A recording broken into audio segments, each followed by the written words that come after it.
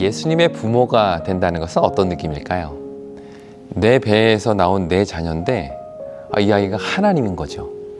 겉으로 볼 때는 다른 아이들과 같이 먹고 자고 울고 싸고 하는데 사실 이 아이가 인류를 구원하기 위해 오신 하나님의 아들인 것입니다. 이런 자녀를 키운다는 건 어떤 느낌일까요? 만약 여러분이 예수를 키우는 엄마라면 자녀를 대하는 태도가 어떻게 달라질까요? 이런 질문을 하면서 문득 내가 우리 자녀를 키우는 것이 마치 마리아가 예수님을 키우듯 하면 좋겠다라는 생각을 좀 해보게 되었습니다. 우리는 우리 자녀가 예수님처럼 또 예수님을 닮은 아이로 자라기를 바라죠. 하지만 정작 부모가 자녀를 대할 때 예수님 대하듯 해야 된다는 생각은 거의 하지 않습니다. 어느 목사님의 설교 중에 이런 말씀을 하시더라고요. 우리의 자녀는 우리가 호명하는 그것으로 우리 앞에 나타난다. 그러니까 부모가 자녀에게 야, 너는 왜 이렇게 이기적이냐? 너는 왜 이렇게 정리를 못하니? 너는 왜 이렇게 사람이 열정이 없냐? 이런 말을 반복해서 들려주면 그 아이는 그런 모습으로 부모 앞에 나타난다는 겁니다. 반면에 야, 너는 참 좋은 사람이야. 너는 참 아름다운 마음을 가졌어. 실수해도 괜찮아. 너는 하나님께서 귀하게 쓰실 일꾼이야. 이렇게 그 아이를 불러주면 그 자녀는 그런 모습으로 또 부모 앞에 나타난다는 것이죠. 그런 의미에서 우리가 자녀를 우리 집안에 있는 작은 예수로 대하고 호명할 때 그 아이는 예수님과 같은 모습으로 우리 앞에 나타날 것입니다. 아이가 예수님처럼 변화되기를 원한다면 부모가 먼저 아이를 예수님 대하듯 대해야 하는 것이죠. 그렇게 우리가 예수님을 키우는 부모의 마음으로 아이들을 대할 때 그들은 우리 앞에 예수님의 모습으로 나타나게 될 것입니다. 그렇다면 예수의 부모의 마음으로 자녀를 키운다는 것은 어떤 걸까요? 과연 마리아는 어떤 마음으로 예수님을 키웠을까요? 그것은 첫째로 자녀를 하나님 대하듯 대한다는 뜻입니다. 천사가 마리아에게 수태고지를 할 때 그는 이런 이야기를 마리아에게 합니다. 이러므로 나실 바 거룩한 이는 하나님의 아들이라 일컬어지리라. 내가 낳을 아이가 하나님의 아들이라는 것입니다. 이 사실은 마리아로 하여금 이 아이를 절대 함부로 대하지 못하게 했을 것입니다. 비록 내 눈앞에 있는 아이는 스스로 아무것도 할 수 없는 갓난 아기이지만 이 아기에게 말을 할 때에도 친절하고 따뜻하게, 무엇을 가르칠 때에도 무례하지 않게 아이를 존중하는 마음으로 대했을 것입니다. 왜냐하면 이 아이는 내가 낳은 자식이긴 하지만 누구예요? 하나님의 아들인 것입니다. 이런 마음으로 아이를 대한다면 어떻게 그에게 함부로 말하고 거칠게 대할 수 있을까요? 분명 마리아는 그 어린 예수를 대할 때도 하나님 대하듯, 하나님의 아들 대하듯 했을 것입니다. 이러한 정신은 예수님의 가르침과도 일치하는데요. 이 구약 시대에는 말할 것도 없고 예수님 당시만 해도 아이들은 사회에서 가장 낮고 연약한 존재들이었습니다. 심지어 예수님의 제자들까지도 아이들은 예수님께 나오지 못하도록 다 막아설 정도로 아이들은 그 사회에서 무시받는 대상이었죠. 이러한 사회적 약자들에 대해서 예수님께서는 이런 말씀을 하셨습니다. 여기 내 형제 중에 지극히 작은 자 하나에게 한 것이 곧 내게 대하여 한 것이니라. 그렇다면 우리 집에서 지극히 작은 자 하나는 누굴까요? 그것은 분명 우리 집에서 가장 어리고 약하고 힘없는 우리 아이들이 아닐까요?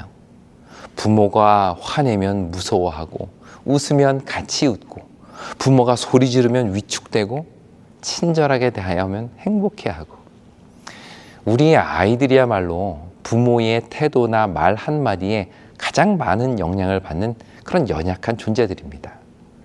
예수님은 바로 이런 지극히 작은 자 하나가 곧 예수 자신이라고 말합니다.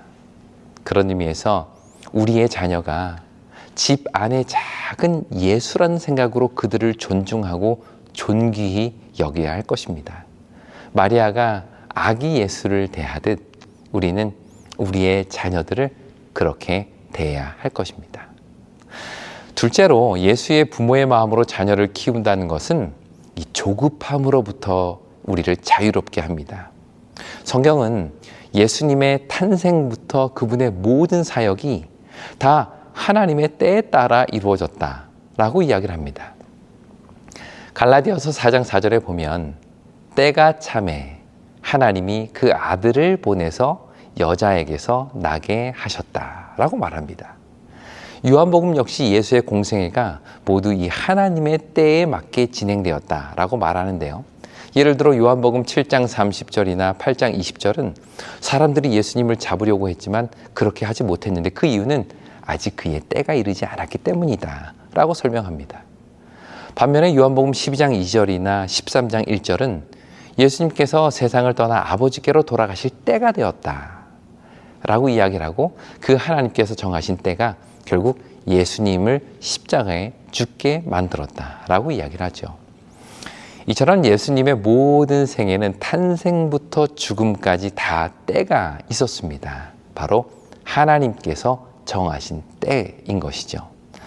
그런 의미에서 마리아는 자신이 계획한 때에 자녀를 맞추려는 생각보다는 하나님께서 그를 이끄시는 대로 그분의 계획하신 그 때에 맞춰 아들을 키웠을 것입니다.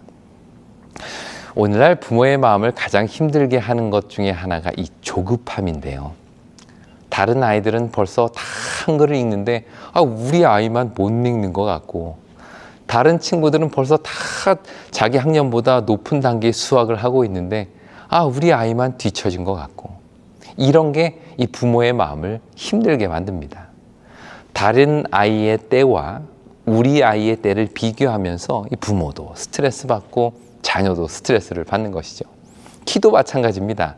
우리 아이만 또래에 비해서 작습니다. 다른 아이들은 뭘 먹는지 그냥 훌쩍훌쩍 자고 일어나면 잘만 크는데 내 자식은 뭘 먹으면 옆으로만 크죠. 이런 조급함은 이 사회가 만들어 놓은 시간표 때문에 생기기도 합니다. 고등학교 졸업하면 대학을 가야 하고, 대학을 졸업하면 직장을 구해야 하고, 직장을 구하고 나면 결혼해야 하고, 결혼하면 아이를 낳아야 되고, 연봉을 얼마를 받아야 되고, 이런 세상이 만들어 놓은 때에 내 자녀의 때를 맞추지 못하면 이 부모된 사람으로서 마음이 불안하고 조급해지는 것이죠. 그런데 만약 우리가 하나님께서 우리 자녀를 위한 때를 가지고 계시다는 사실을 우리가 깨닫고 믿는다면 그런 조급함으로부터 우리는 자유로워질 수 있습니다. 우리 아이가 글을 좀 늦게 읽으면 어떻습니까? 때가 되면 하나님께서 이 아이를 준비시키실 것입니다. 우리 아이의 키가 또래들보다 좀 작으면 어떻습니까? 하나님께서는 이 당신의 계획 안에 이 아이를 성장시키실 것입니다. 대학을 좀 늦게 가면 어떻고 결혼을 좀 늦게 하면 어떻습니까? 하나님께서 계획하신 그 때에 당신의 뜻을 이루실 것입니다. 이처럼 하나님께서 우리 아이를 위한 때를 가지고 계시다는 것을 우리 부모들이 확신한다면 우리는 조급함을 내려놓을 수 있게 될 것입니다. 여러분은 단풍 구경을 가보신 적이 있으시겠죠? 단풍 구경의 가장 중요한 것은 뭘까요? 그것은 타이밍입니다. 단풍이 가장 예쁠 때, 그 색깔이 피크일 때 가야 그 단풍의 아름다움을 만끽할 수가 있죠. 그런데 막상 피크라고 해서 가보면 모든 나무가 다 피크일 때는 없다는 것을 보게 됩니다. 어떤 나무는 쨍한데 어떤 나무는 아직도 푸르죠.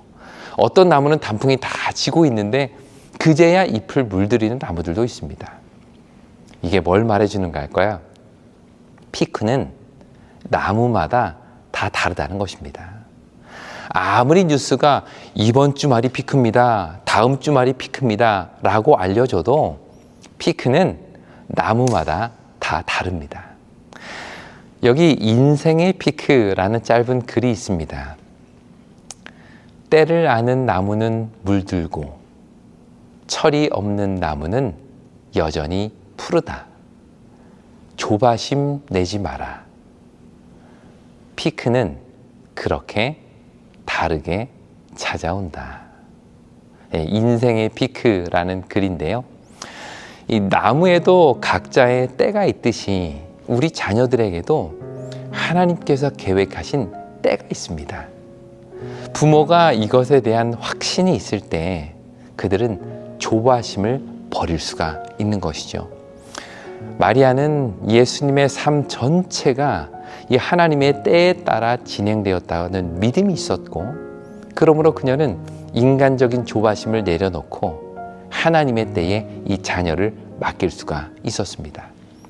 그러한 믿음이 오늘을 살아가는 우리에게도 필요한 것이죠. 셋째는 예수의 부모의 마음으로 자녀를 키운다는 것은 바로 그 자녀의 말에 귀를 기울일 줄 안다는 것입니다. 예수님이라고 해서 처음부터 모든 것을 다 알고 있는 존재로 태어난 것은 아니죠. 몸은 아기인데 눈은 모든 것을 다 아는 그런 사람의 눈으로 태어났다는 말이 아닙니다. 성경은 오히려 그분의 이 자라감에 주목합니다. 누가복음 2장 52절에 보면 예수의 지혜와 키가 자라갔다라고 말합니다. 그분의 지혜는 자라가는 지혜였습니다. 부모의 가르침을 통해, 또 성경을 통해, 또 천연계를 통해서 이 예수의 지혜는 자라가는 지혜였죠. 그러다 보면 마리아는 아무리 예수님이 이 하나님의 아들이라고는 하지만 내가 가르쳐야 할 존재, 내 말을 들어야 할 존재로 생각할 수도 있었습니다. 하지만 마리아는 그럼에도 불구하고 이 아이가 하는 말을 결코 쉽게 지나치지 않았습니다. 그가 하는 말, 그의 행동 하나하나를 유심히 살피고 그의 생각에 귀를 기울일 줄 아는 그런 엄마였던 것이죠. 예수님이 12살 때의 일입니다. 유월절을 마치고 돌아오는 길에 아이를 잃어버렸습니다. 요셉과 마리아는 3일 동안 아이를 찾아다니면서 그 아이가 갈 만한 곳을 다 돌아다녔지만 찾을 수가 없었죠. 그러다가 성전에서 선생들과 이야기를 나누는 예수님을 발견하고는 이렇게 꾸짖습니다. 야, 너는 왜 이렇게 했느냐? 엄마 아빠가 너로 인해 근심을 했다라고죠. 말이죠. 그런데 이때 예수님은 오히려 내가 아버지 집에 있어야 할 줄을 알지 못하셨나이까?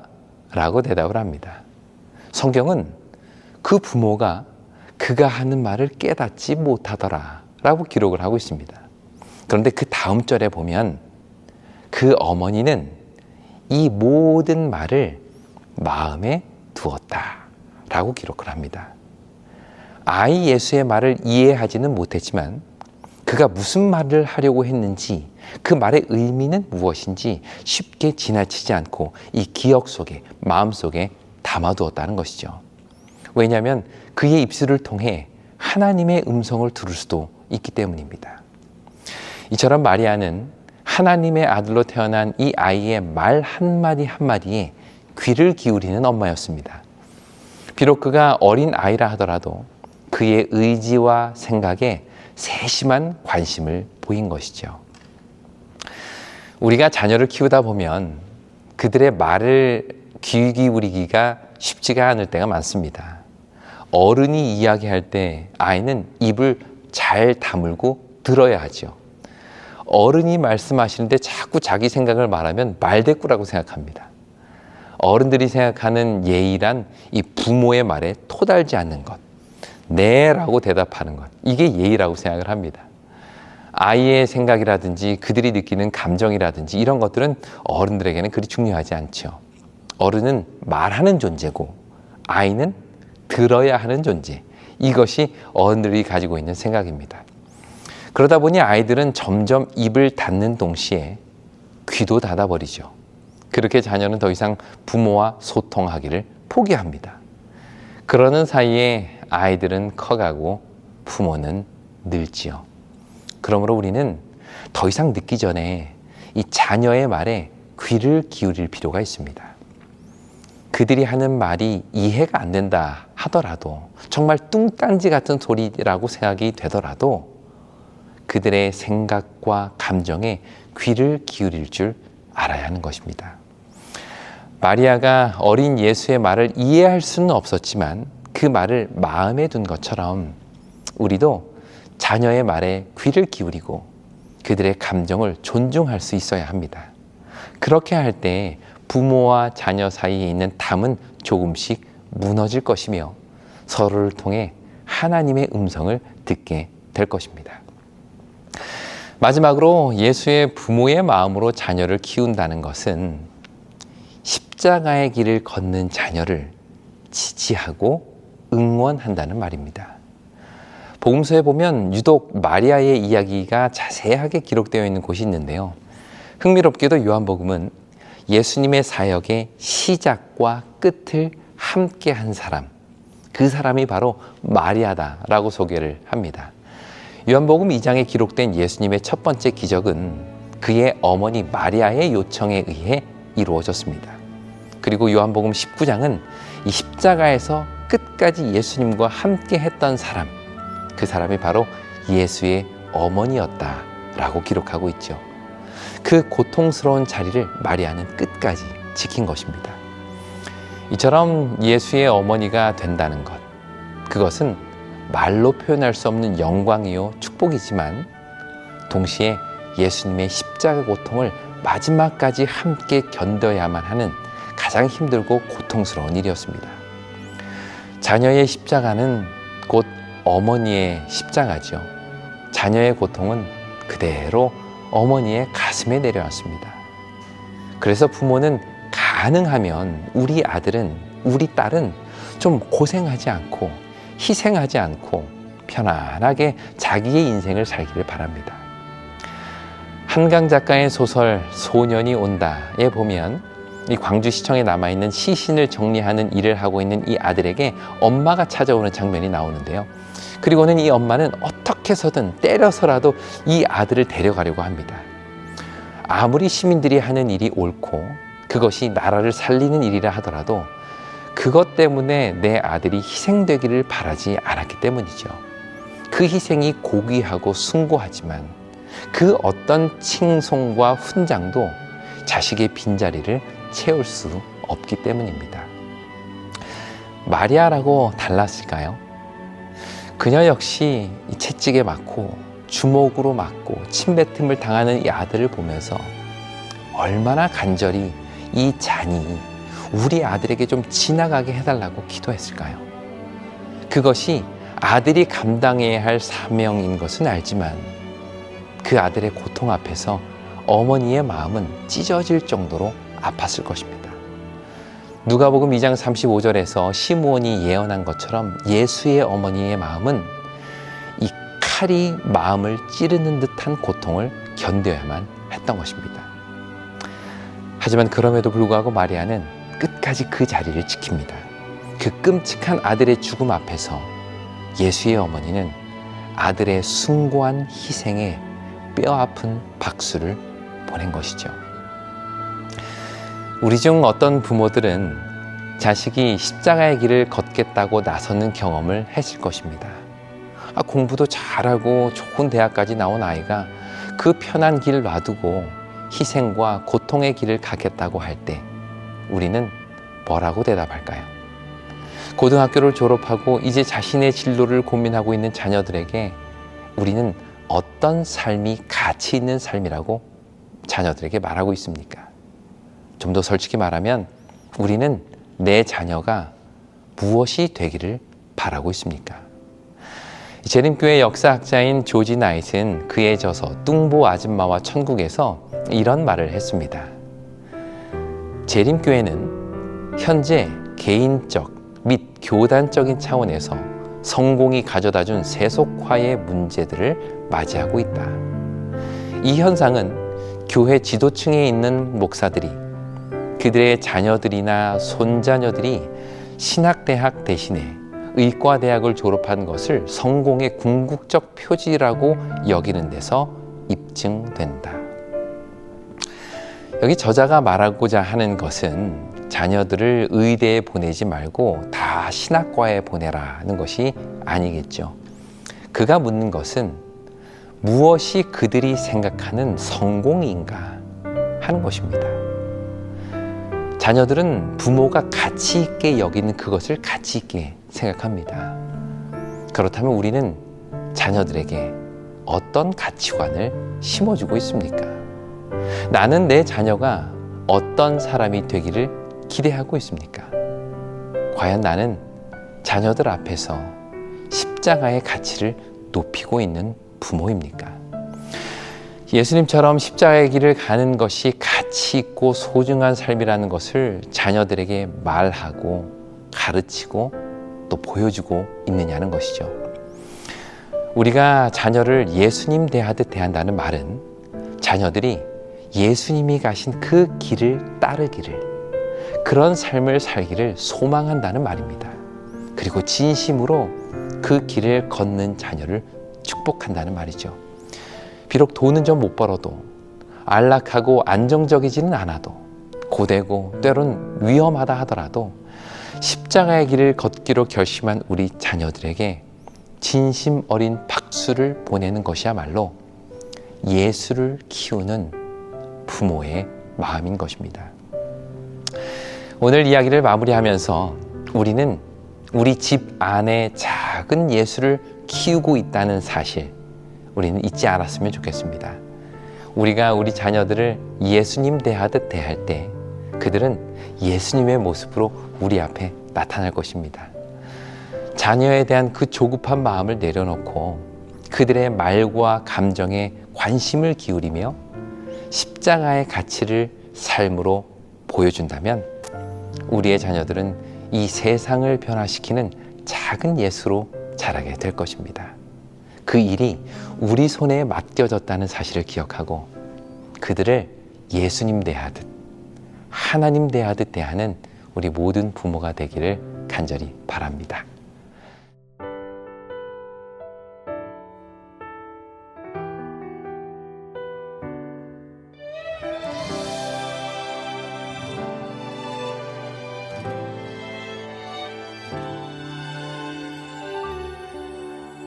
무명이어도 공허하지 않은 것은 예수 안에 난 만족함이라. 가난하여도 부족하지 않은 것은 예수 안에 오직 나는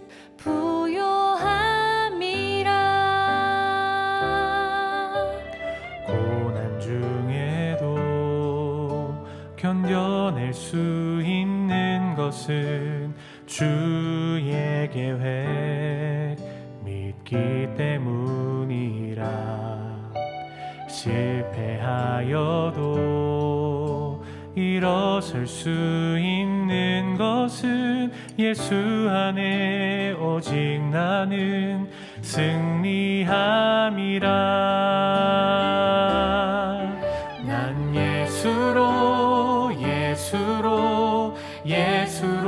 충만하네. 난 예수로 충만하네. 난 예수로 충만하네. 영원한 왕 내 안에 살아계시네.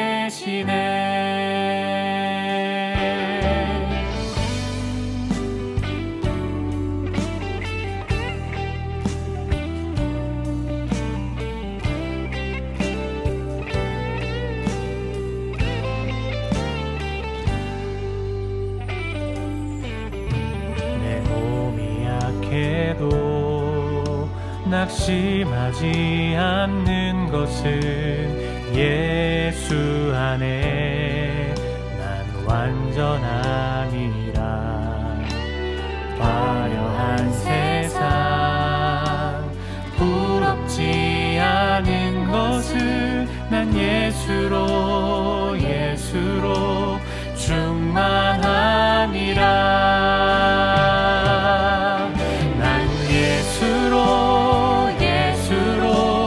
예수로 충만하네. 세상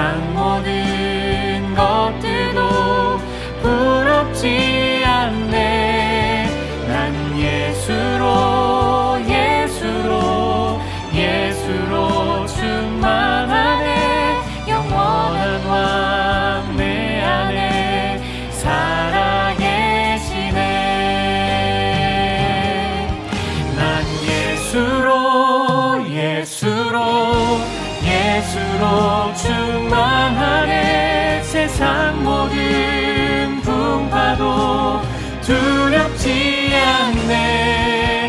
난 예수로 충만하네. 영원한 왕 내 안에 살아계시네.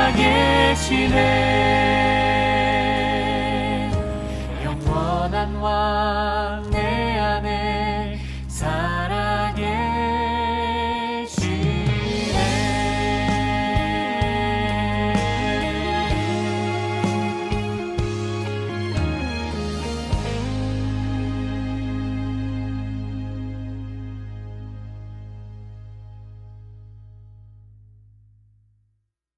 기도하겠습니다. 사랑의 아버지 하나님, 우리들에게 예수님 같은 자녀를 주시니 감사합니다. 이 자녀들이 예수처럼 자라기를 바라는 만큼 그 이상으로 우리가 이 자녀들을 예수님 대하듯 대하게 하여 주시옵소서. 그러므로 조급함을 내려놓고 온전히 아버지 때에 맞추어 주님의 때를 기다리며 자녀를 키우는 부모들 되게 인도하여 주시옵소서.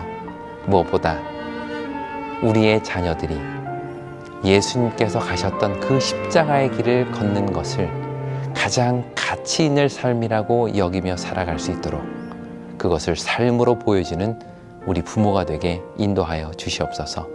예수님의 이름으로 기도드립니다. 미주교회협회 여성선교부장 박난희입니다. 그동안 시청해 주셔서 감사합니다. 이번 영상 제작을 위해서 강사로 수고해 주신 김성진 목사님, 그리고 아름다운 특송을 위해서 준비해 주신 분들, 촬영과 편집을 위해서 애쓰신 분들에게 특별한 감사를 드립니다. 그리고 이곳저곳에서 응원해 주시고 기도해 주신 모든 분들께 또한 감사를 드립니다. 계속해서 여성 선교부를 위해서 기도해 주시고 응원해 주시면 감사하겠습니다. 끝으로 여성 선교부를 위해서 재정으로 후원해 주실 분들은 화면에 안내해 드리는 대로 체크를 보내주시면 저희 여성 선교부 활동을 위해서 감사하게 또 요긴하게 잘 사용하도록 하겠습니다. 하나님의 다음 없는 축복과 돌보심이 여러분과 여러분 가정에 풍성히 임하시기를 기원합니다. 감사합니다.